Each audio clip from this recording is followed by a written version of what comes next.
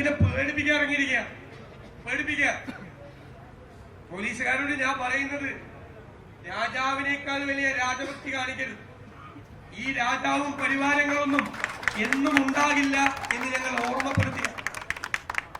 ഇന്നലെ എറണാകുളം ജില്ലാ Congress committee president Muhammad ഷിയാസിനെ കൊണ്ടുപോയത് കണ്ടു, ഒരു ക്രിമിനലിനെ കൊണ്ടുപോയത് പോലെ.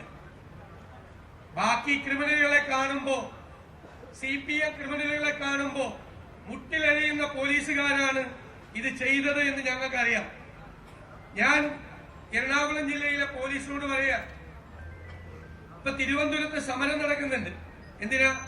വെറ്റിനറി സർവകലാശാലയിൽ ഒരച്ഛന്റെയും അമ്മയുടെയും മകനെ ക്രൂരമായി മർദ്ദിച്ച് മുറിവുകൾ ഉണ്ടാക്കി കെട്ടിപ്പൂട്ടി കൊന്നതിനെതിരായിട്ടുള്ള സമരം ആണല്ലോ SFI ക്രിമിനലുകൾ അഴിഞ്ഞാടിയതിന്റെ വിവരം. എറണാകുളം ജില്ലയിൽ നിന്നുള്ള ഒരു SFI സംസ്ഥാന സെക്രട്ടറി ഉണ്ട്. അവൻ യേശു നേതാവിനെ തട്ടിക്കൊണ്ടുപോയി ലോ കോളേജ് ഹോസ്റ്റലിൽ രാത്രി മുഴുവൻ കട്ടിലിന്റെ കാലുമ്പോ കെട്ടിയിട്ട് ക്രൂരമായി മർദ്ദിച്ച് ജാമ്യമില്ലാത്ത കേസിലെ പ്രതിയാ. ഈ ജില്ലയില് നട്ടലുള്ള ഏതെങ്കിലും പോലീസുകാരുണ്ടെങ്കിൽ ഈ ഷിയാസിനെ കൊണ്ടുപോയ പോലെ അവനെ കൊണ്ടുപോകാൻ നിനക്കൊക്കെ ധൈര്യമുണ്ടോ?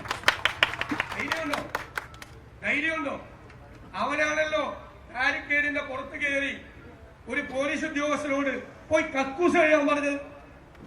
അപ്പൊ വേറൊരു ഈ ഡിവൈഎസ്പി പോലുള്ള DYSP റാങ്കിലുള്ള ഒരു ഉദ്യോഗസ്ഥൻ ചിരിച്ചുകൊണ്ട് നിന്നു.